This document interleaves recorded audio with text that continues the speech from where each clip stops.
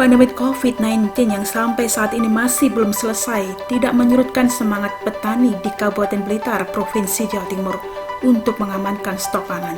Panen padi terus berlangsung di berbagai daerah di Blitar, salah satunya di wilayah binaan BPP Kostratan Kecamatan Blingi, tepatnya di Kelurahan Klemunan bersama Poktan Mekarsari 1. Menteri Pertanian Syahrul Yassin Limpo selalu mengatakan bahwa tantangan yang dihadapi pertanian saat ini adalah bagaimana mencukupi pangan bagi seluruh rakyat Indonesia.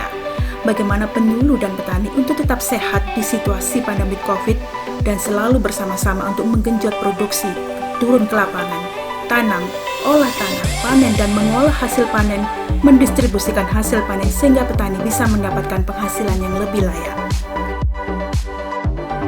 Sejalan dengan arahan Menteri Pertanian untuk meningkatkan produksi padi, Dinas Pertanian dan Pangan Kabupaten Blitar bersama petani yang tergabung di dalam 22 gapautan kecamatan berinovasi menggenjot produktivitas padi melalui metode Hayati Indonesia yang merupakan konsultan pertanian yang menerapkan sistem pertanian berkelanjutan, presisi dan terintegrasi sebagai upaya peningkatan produktivitas padi dari 6 ton per hektar menuju 12 ton per hektar.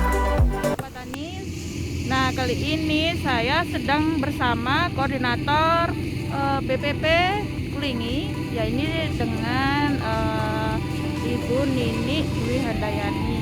Oke, hari ini panen varietas Inpari 42 untuk luasan di Kelurahan Klemunan sendiri ada 177 hektar tanah sawah irigasi. Hari ini kebetulan panen luasan setengah hektar atau 5.250 meter persegi, tepatnya di kelompok tani Mekarsari 1, Kelurahan Klemunan, Kecamatan Blingi.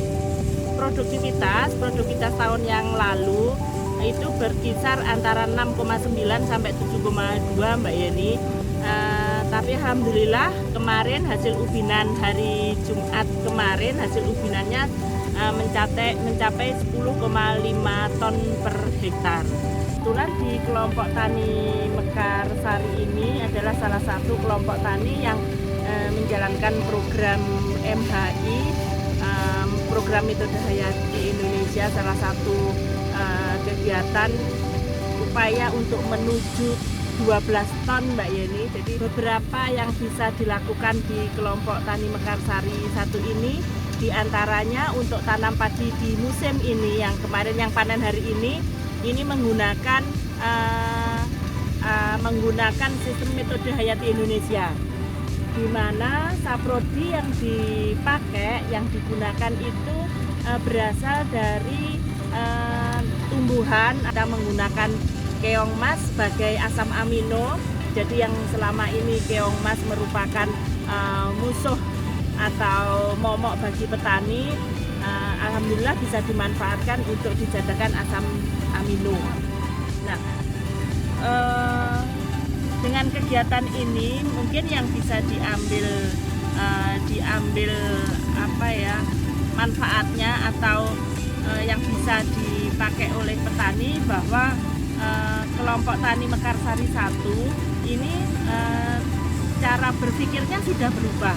Sebelumnya di pengolahan tanah kita sudah harus hitung Mbak Yeni kebutuhan unsur hara tanahnya, pupuknya yang dipakai itu kebutuhannya berapa, dan mindset itu sudah dimiliki atau sudah dijalankan di kelompok tani Mekarsari 1 di Kelurahan Klemunan.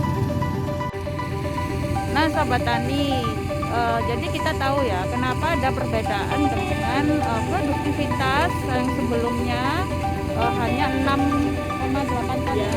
Nah, sekarang sampai 7,2 ton. Nah, untuk yang panen sekarang ini ada peningkatan kurang lebihnya 10 ton ya Bu ini ya. Nah, nantinya ini masih belum usai panennya ini. Jadi kita nanti diharapkan setelah panen usai ini kita akan bisa mendapatkan hasil yang real, gitu ya sahabat, bukan hasil ubinan. Dan yang patut kita garis bawahi itu ialah perubahan mindset petani yang dulunya kurang tanggap dengan persiapan sebelum tanam atau olah. Nah, sekarang petani lebih menyiapkan dirinya, persiapan tanamnya atau olah dimulai dari olah tanah, kemudian saprodinya untuk persiapan tanamnya. Nah, ini yang membuat banyak perubahan-perubahan, salah satunya ialah produktivitasnya yang semakin meningkat. Sobat Tani, lalu bagaimana pendapat dari petani selaku pelaku utama yang telah menggunakan metode Hayati Indonesia dan bagaimana dukungan dari pihak kelurahan? Saya Sugeng Haryadi dari Poklan Mekarsari 1 Bramunan.